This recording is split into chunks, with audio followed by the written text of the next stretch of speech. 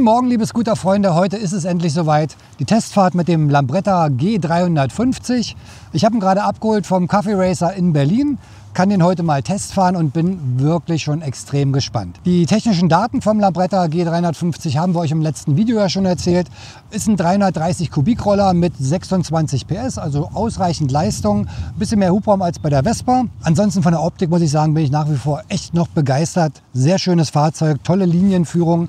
Wirkt alles ein bisschen länger als bei der Vespa. Ja, und heute in dem Video geht es ums Fahrverhalten. Wie fährt sich der Lambretta? Wie ist die Motorleistung? Wie ist der Fahrkomfort? Da werde ich euch alles genau berichten, was ich so bei der Testfahrt feststelle. Und ich habe ja einen ganz guten Vergleich, weil ich ja jahrelang Vespa GTS fahre. Aber ich finde es schon mal super. Sieht toll aus. Und bevor ich losfahre gleich, vielleicht erstmal eine wichtige Sache. Ich bin 1,88 groß und ich zeige euch mal erstmal, wie ich drauf sitze. Ist ja auch für viele immer eine wichtige Sache. Also den Boden erreicht man genau wie bei der Vespa, super easy. Sitzposition selber ist sehr aufrecht. Lenker kommt mir etwas breiter vor als bei der Vespa. Ansonsten Einlenkverhalten kein Problem. Komme also nirgendwo mit den Knien daran. Ich glaube, für große Fahrer ist vielleicht die Lambretta ein bisschen besser geeignet, weil man einfach auf der Sitzbank noch weiter nach hinten rutschen kann. Und das ist also sehr angenehm, damit man da die richtige Sitzposition auch findet. Auch für die Füße ist genug Platz. Ich kann hier nach vorne, ein bisschen nach hinten. Das reicht alles aus. Und für den Sozius auch sehr angenehm. Wir haben hier Fußrasten.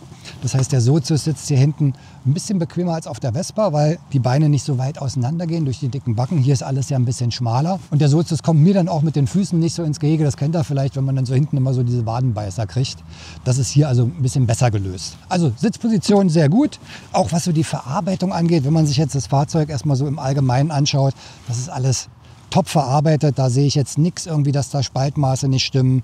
Auch das Material, der Kunststoff ist gut. Hier vorne ist ja alles Blech, wie bei der Vespa auch. Unterschiede zur Vespa sind natürlich klar. Vorne die Vorderradaufhängung. Bei der Vespa haben wir eine Einarmschwinge. Die Lambretta hat eine Doppelarmschwinge. Da bin ich sehr gespannt, wie sich das beim Fahren bemerkbar macht. Also man kann sagen, ist genauso wie die Vespa auch ein sehr schöner Retro-Roller. Ein bisschen anderer Style, ein bisschen andere Form. Also ein bisschen dieses langgestreckte, klassische wie bei der Lambretta früher auch. Die Lambretta wurde früher ja sehr viel in England gefahren, mehr als Vespa sogar. Und von daher heute standesgemäß mit einem Parker und einer Lambretta zur Testfahrt. Bevor ich losfahre, zeige ich euch noch mal ein paar Details. Das ist jetzt hier die Frontansicht, finde ich sehr schick mit dieser breiten Krawatte und dieser Hupenattrappe da vorne drin.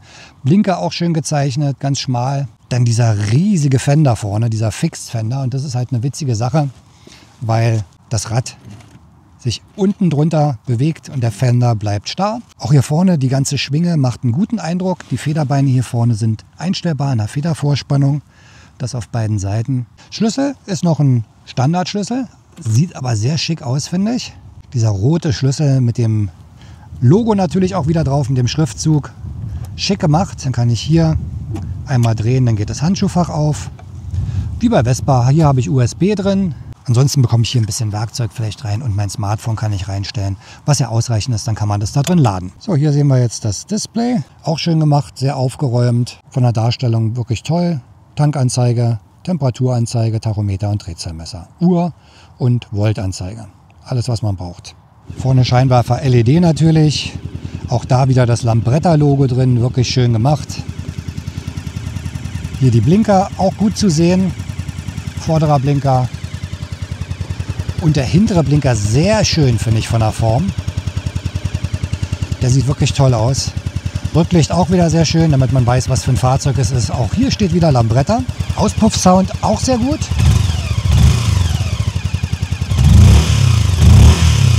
Also sehr sonorer Klang, jetzt nicht aufgeregt, nicht zu bissig. Schöner, tiefer Klang, hört sich gut an. Hier unten ist dann der Antriebsstrang, die Schwinge mit der Variomatik. Sieht schon recht massig aus.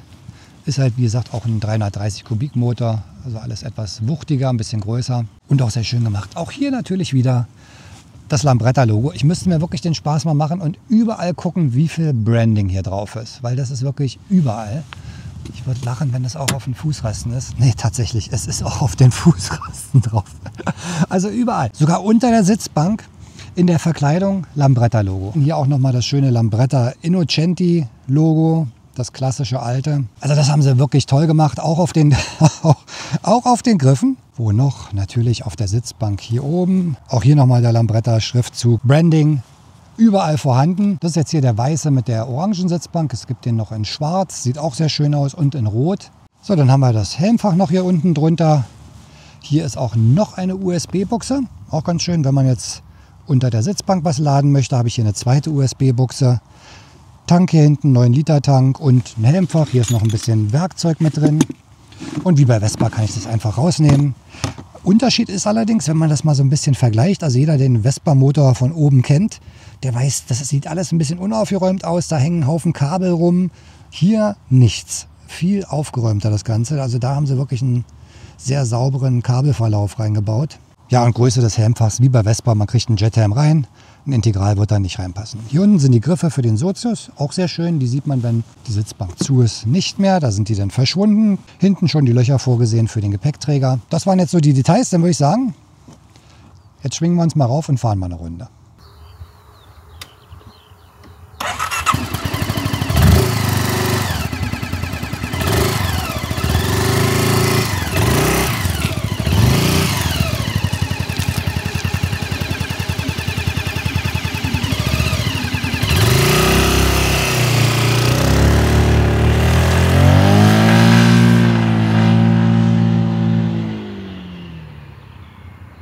Als erstes werde ich mal, hier ist gerade ein bisschen frei, einen Bremstest machen.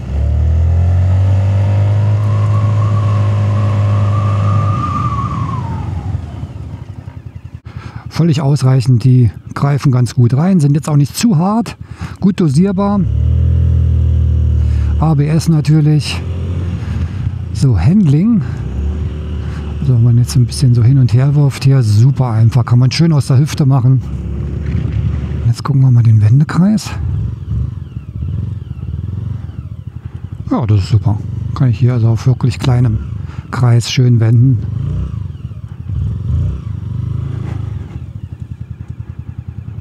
Also Handling.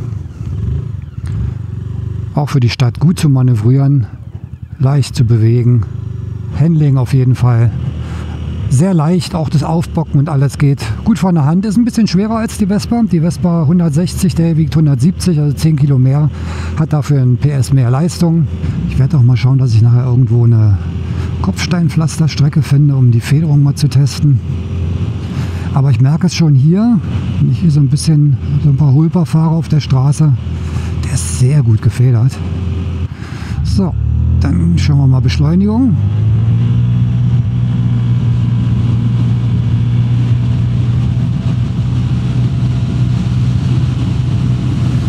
Zieht ohne Probleme gleich hoch auf 100 jetzt.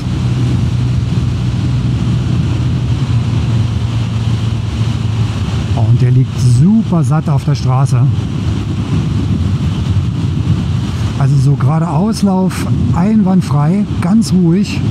Kein Zittern vorne, das kennt man manchmal bei der Vespa auch so bei 80, dann fängt die vorne manchmal so ein bisschen an zu schlackern, je nachdem, ob die Reifen richtig ausgewuchtet sind. Hier, nada. Ganz solide. Ganz ruhig. Das Display gut zu sehen. Geschwindigkeit, gut, Drehzahlmesser brauchen wir jetzt nicht zwingend. Oh, aber ganz leicht lässt er sich so hier in die Kurven reinschmeißen. Also sehr wendig, trotzdem aber, wenn ich jetzt mal ein bisschen schneller fahre, extrem solides Fahrverhalten. Überhaupt nicht unruhig, ganz angenehm, ganz entspannt. Also ich glaube, das Ding ist zum Touren bestimmt sehr angenehm, wenn man jetzt viel über Landstraße fährt, so 80 bis 100. Ja, also ihr seht schon, der liegt wie ein Brett. Auch die Federung, mega angenehm. Ja, Bremsen sind schön zu dosieren. Und den kann man dann wirklich schön in die Kurven reinlegen. Was ganz schön ist auch beim Display, Blinker rechts, links wird angezeigt, also nicht nur einer, man weiß also, wo man hinblinkt, sieht es nochmal bestätigt im Display. Und ein super gerader Auslauf, also ganz ruhig. Das ist natürlich durch diese Doppelarmschwinge vorne, das ist anders, als wenn es einseitig ist. Das gibt dem natürlich viel mehr Stabilität vorne. So, und hier müsste doch irgendwo Kopfsteinpflaster sein. Jawohl. Das ist für mich immer der ultimative Test, wie der Federungskomfort ist. Oh, das macht er wirklich gut.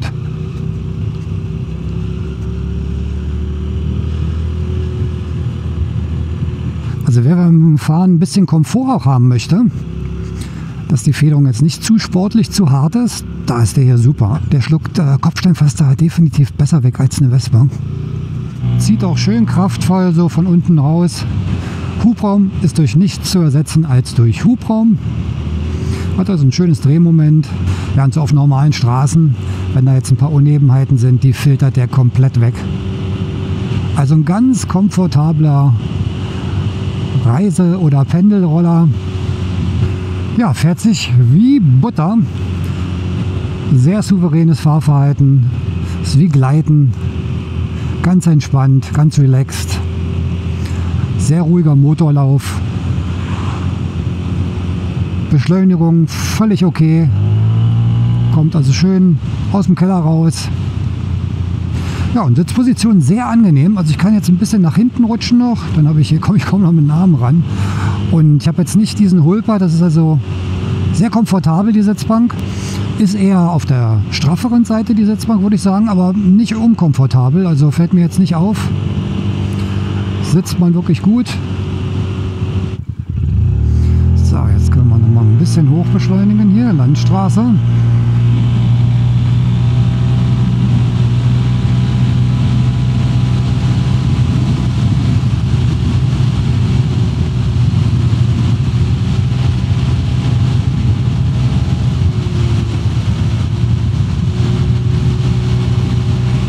Der liegt super auf der Straße, Wahnsinn.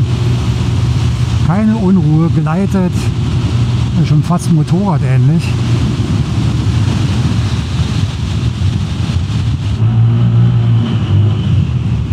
Ja, Sound auch absolut in Ordnung, Auspuff klingt gut, nicht zu laut, trotzdem mal ein schöner dumpfer Klang.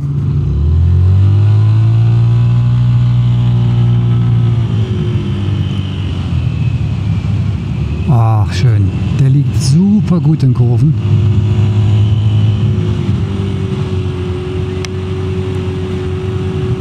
Toll. Keine Unruhe, nichts. Jetzt können wir mal hoch beschleunigen auf 100. Ja, 1A. Schöner Landstraßencruiser auch.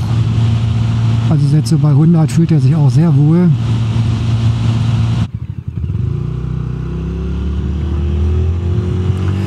Jetzt kommt nochmal eine schöne Kurve hier.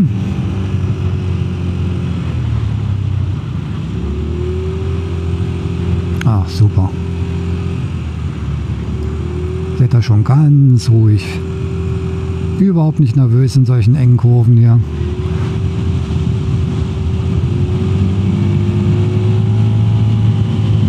Ja, also das Ding macht wirklich Spaß. Da hat Lambretta mit dem G350 einen tollen Roller gebaut.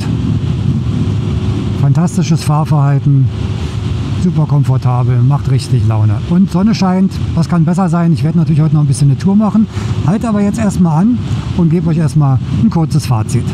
So, das war es jetzt mit der Testfahrt. Wie ist also mein Fazit zum Lambretta G350? Ich finde ihn super, fährt sich ganz toll, sehr angenehm, auch für große Fahrer. Gibt es einen Unterschied zur Vespa? Ja, den gibt es schon. Also der fährt sich ein bisschen souveräner, ein bisschen ruhiger, nicht so aufgeregt. Die Vespa ist ja sehr quirlig, auch mit der Einarmschwinge vorne. Das hat ja manchmal schon so ein bisschen was Nervöses. Hier diese doppelte Aufhängung vorne, diese Doppelarmschwinge, bringt da ein bisschen mehr Ruhe rein, ein bisschen mehr Souveränität. Motorleistung völlig ausreichend, hat eine etwas andere Charakteristik als eine Vespa GTS, ist etwas unaufgeregter, Leistung kommt ein bisschen mehr aus dem Hubraum raus, also alles sehr entspanntes Fahren, Motor toll, Auspuffsound ist sehr gut, Handling absolut top, also genauso wendig wie eine Vespa. Vielleicht hat die Vespa eine Nuance mehr Quirligkeit noch, dafür ist der Lambretta auf Landstraßen viel ruhiger, ein bisschen satter auf der Straße.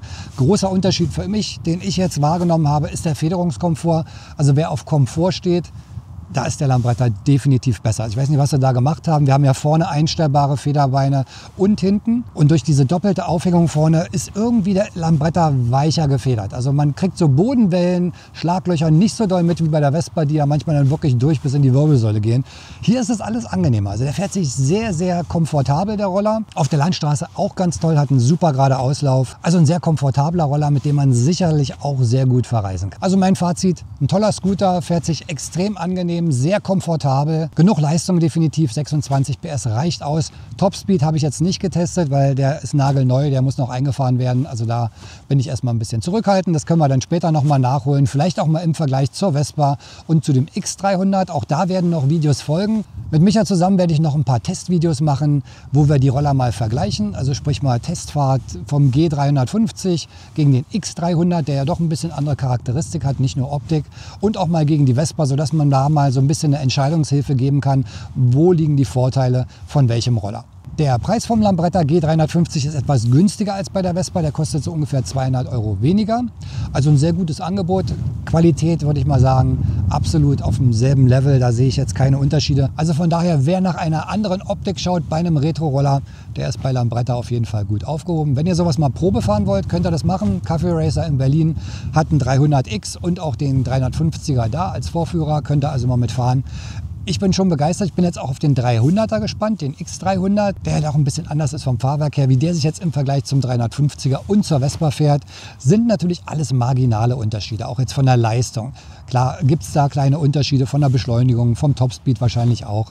Aber wir reden hier von Rollern. Das sind Spaßmobile, die ein bisschen schick aussehen sollen, mit denen man Freude haben soll, mit denen man in der Stadt fahren kann, über Land fahren kann oder wenn man es möchte, auch jetzt gerne mal über die Autobahn und ein bisschen verreisen.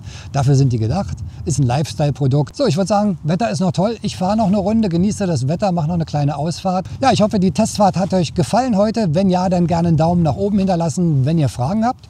Einfach unten in die Kommentare rein. Wenn ihr fahrt, fahrt vorsichtig. Wir sehen uns beim nächsten Video. Macht's gut, bis dann und ciao.